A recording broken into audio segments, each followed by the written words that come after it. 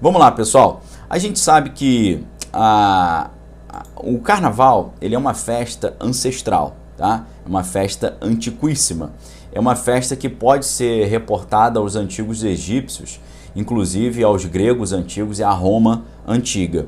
O que acontecia? Nessas sociedades, eles tinham uma ideia de que havia um Deus, que era, na verdade, o Filho de Deus, e que ele morria e depois ele ressuscitava, ok?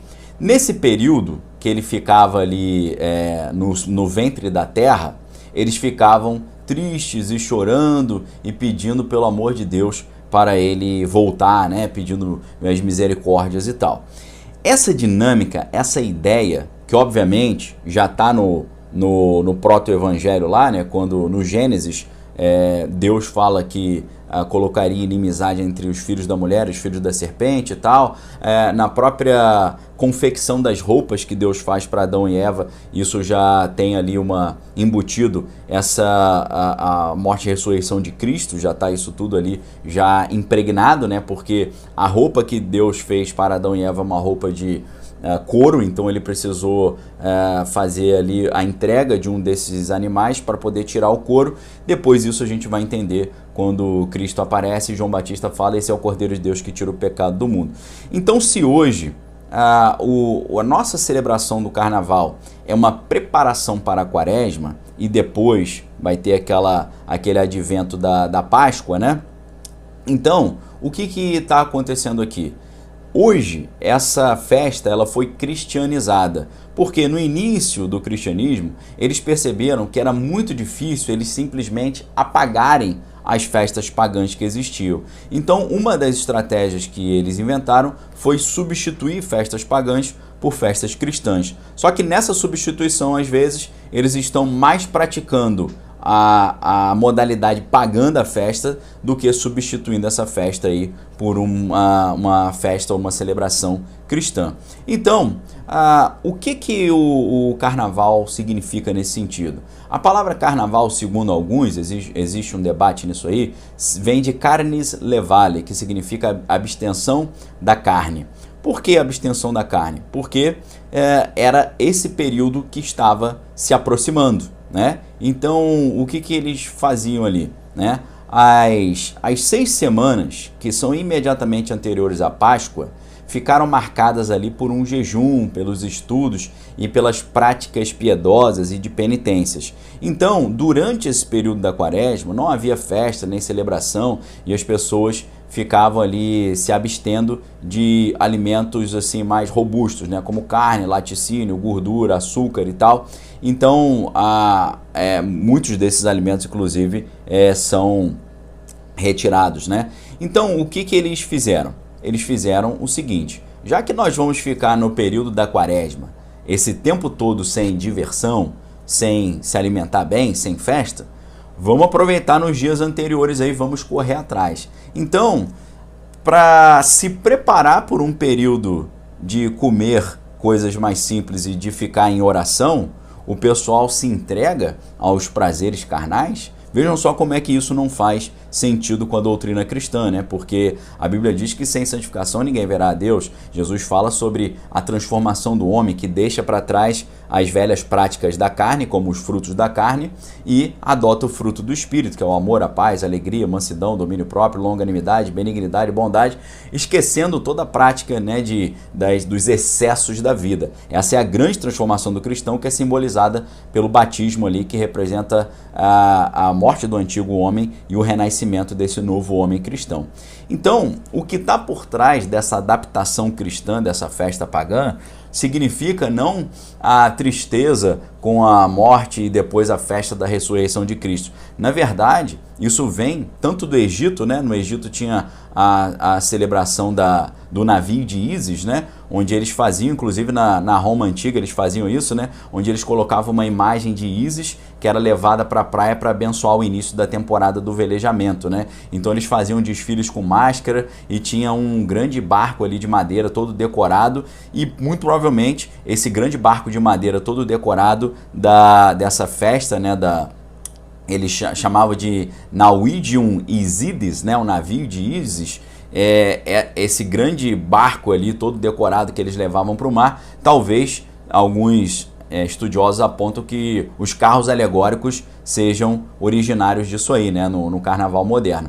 Então, na verdade, o que eles estão lamentando ali não é a folia, a morte de Cristo. Na verdade, o que eles estão celebrando é Tamuz, é o deus que aparece na Bíblia, o deus babilônico Tamuz, tá? Porque também, segundo as lendas babilônicas, Tamuz ele era um grande caçador que acabou ali numa dessas caças batendo as botas, mas ele ficou 40 dias na cova, depois ele ressuscita, né? Então, na verdade, eu chamo o carnaval de a folia de Tamuz. É claro que Tamuz é equivalente a Mitra na antiga cultura pagã lá da europeia, e também é equivalente ao Horus, né, que é o filho divino, filho de Ísis com Osíris, né, que ele também tem essa jornada ali, né?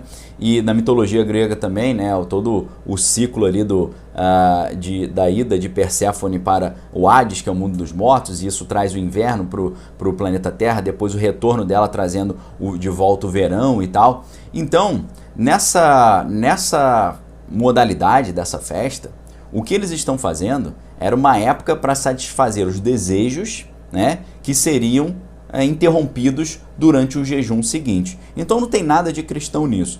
Mas quando você começa a ver, principalmente, aquilo que era praticado em Roma, nas Saturnálias, aí o negócio já vai ficar mais evidente. Porque nas Saturnálias, eles faziam ali uma celebração a Saturno. Saturno, ele era, dentro do cenário dos deuses romanos, ele era o deus do mal. Ele era o cara maligno. E a grande estátua de Saturno que havia em Roma, ela ficava o ano inteiro com o seu pé, com uma corrente ali, o pé amarrado. Agora, na festa da Saturnália, essa corrente era tirada para que esse deus ali maligno pudesse celebrar junto com os homens os prazeres da carne, né? Então, essa celebração de Saturno mostra que, na verdade, o período do carnaval é um culto aos deuses dos prazeres da carne. É um culto, talvez até um rito de fertilização. No mundo antigo, eles usavam os ritos de fertilização para pedir aos deuses que trouxessem fertilidade para as suas colheitas. Mas é claro que esses ritos de fertilização eram feitos também com festas ali muito bacanas, ok? Vou usar esse termo para não usar o outro, né? Bacanas em reconhecimento ou em honra ao deus Baco, que é o deus do vinho, ou ao deus Dionísio, que é o seu nome grego, né? Então, esse momento da festa de Saturno ou da festa de Baco é exatamente nessa época. É um culto a essas entidades que se alimentam das energias libidinosas humanas. Então, nesse momento, principalmente você que é cristão, você deve ficar muito atento, porque esses seres que se desprenderam de Deus e quiseram trilhar o seu próprio caminho, eles se alimentam da energia humana. Seja a energia humana do medo, como a gente vê no filme Monstros S.A., quando eles se alimentam do medo das crianças, carregando as suas baterias em outras dimensões, mas eles se alimentam também muito da energia libidinosa, eles conseguem vampirizar essa energia. Então é exatamente isso que está acontecendo. É como se todo ano, nessa época do carnaval, essas entidades malignas que se desconectaram da fonte de toda beleza e energia e bondade que é Deus, eles carregam as suas baterias para suportar esse ano inteiro aí de atividades, né? Como se ele estivesse fazendo ali um momento de reunir energia, seja essa energia libidinosa,